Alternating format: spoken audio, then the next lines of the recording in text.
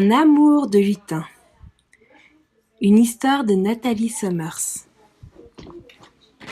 Bling, bling, bling. Quenotte sursaute. La piécette qu'elle venait de cacher sous l'oreiller d'une fillette serait-elle tombée? La petite souris décide de retourner dans la chambre. Quand elle arrive, la porte est ouverte. Elle devine tout de suite qu'il se passe quelque chose de bizarre. Elle se met à courir et... Badaboum! Elle percute un drôle de lutin qui sortait en faisant rouler sa pièce. Elle se retrouve sur les fesses, tandis que le disque doré continue son chemin. Ouh! Gémit le lutin en se frottant le front. Mais vite, il se relève et repart. Quenotte est très en colère. Elle crie « Arrête !» Mais le lutin s'en fiche. Il a de nouveau son butin entre les mains. Quenotte le rejoint en protestant. « Voleur, cette pièce appartient à la fillette !» Le lutin lui tire la langue et réplique. « Moi, j'en ai plus besoin !» Mais la petite souris ne se laisse pas faire. Elle agrippe le disque d'or pour le récupérer. Chacun tire, tire, tire. Quenotte finit par gagner. « Youpi !» s'écrie-t-elle. Alors le lutin s'effondre en pleurant très fort. Surprise, Quenotte le regarde mieux et s'exclame. « Je te reconnais? Tu es le lutin du Père Noël? Que fais-tu dans cette maison? » J'ai été envoyé par le Père Noël pour voir si les enfants étaient sages, explique le petit bonhomme. Et comme un nigaud, je me suis fait attraper. Mais je me suis bien vengé. Depuis, je suis là. J'ai fait des trous dans la bassine, des nœuds aux chaussettes et mis du sucre dans la salière. Quenotte sait que les lutins ne travaillent que lorsque les gens dorment. Ils se fichent quand on les regarde. Et ils adorent faire des bêtises. « Pourquoi donc as-tu besoin de ma pièce ?» interroge-t-elle. « Pour Patchouli, » répond le lutin en reniflant. « Depuis que je l'ai vue, elle ne veut plus repartir. »« Patchouli ! Qui est Patchouli ?» Le lutin bondit sur ses pieds et entraîne Quenotte jusqu'au salon. Elle y découvre une belle poupée en chiffon qui trône sur un fauteuil. « Voici Patchouli, jolie, jolie !» Le petit homme lui prend la main, mais la poupée ne réagit pas. « Tu vois ? Elle ne me regarde même pas. Si je lui offrais ta pièce dorée si précieuse, peut-être qu'elle se réveillerait enfin. »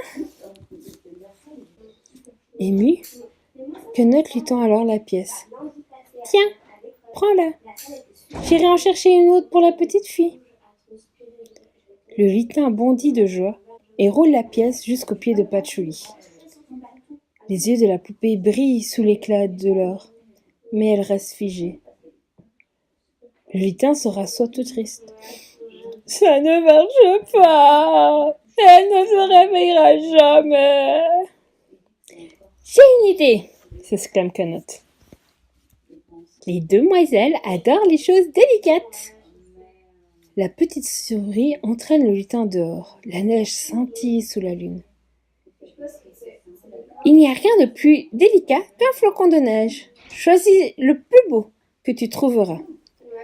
Tout heureux, le lutin cherche avec soin le plus élégant, le plus dentelé, le plus aérien de tous les flocons. Aussitôt trouvé, aussitôt rentré.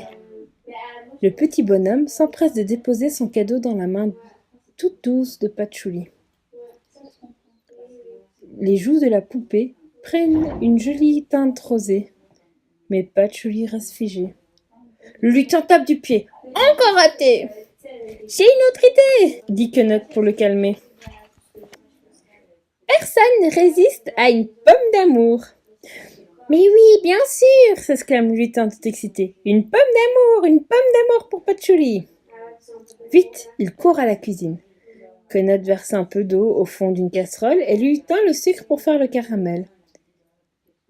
Dès que c'est prêt, il choisit une pomme bien rouge. La petite souris la plante sur un pic et la plonge dans le liquide doré.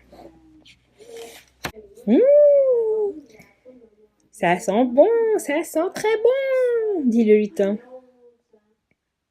Ça sent si bon que la petite souris doit l'empêcher d'en croquer un petit morceau. C'est pour Patchouli, lui rappelle-t-elle. Oui, oui, pour Patchouli, joli, joli. Sans même lui donner un coup de langue, le lutin porte sa pomme jusqu'au salon. Tiens, c'est pour toi, Patchouli, lui dit-il en mettant la pomme près de sa bouche. Le petit nez de la poupée se fronce et les larmes forment un O, mais tout le reste de son corps reste figé. Le lutin se remet alors à pleurer à chaudes larmes.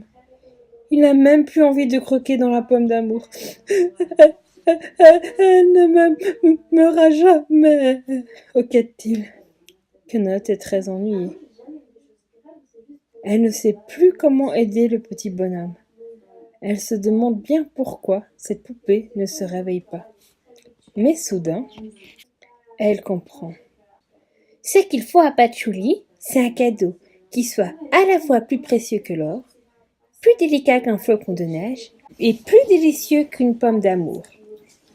Le lutin la regarde découragé. S'il lui faut tout ça à la fois, on ne trouvera jamais. Mais si, déclare Quenotte, et je sais ce que c'est. Ah oui, quoi donc? Demande le petit bonhomme tout étonné et impatient. Un baiser d'amour et sincère, s'exclame Quenotte. Crois-moi, c'est plus précieux que l'or, plus délicat qu'un flocon de neige, et plus délicieux qu'une pomme d'amour. Oh, ça je sais faire, dit le lutin, en bondissant partout.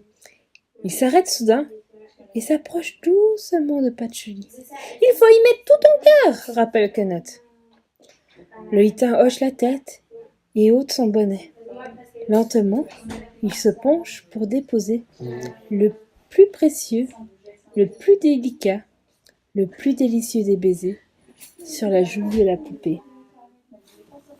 Alors les yeux de Patchouli se mettent à briller. Ses joues se teintent de rosée et son nez est tout froncé. Puis sa bouche fait un « O » et elle soupire de plaisir. « Enfin, me voilà réveillée !» dit-elle en souriant. « Et c'est grâce à toi, mignon petit lutin !» Le petit bonhomme est tout rouge de bonheur. Quenotte est heureuse. Ces deux-là n'ont plus besoin d'elle désormais. Comme une rose de Noël, l'amour va s'épanouir entre eux. Discrètement, elle récupère la piécette. Quittant le salon à pas de souris, elle retourne à la chambre. Avec douceur, elle glisse le disque d'or sous le petit oreiller, sur lequel repose, endormie, une autre jolie poupée.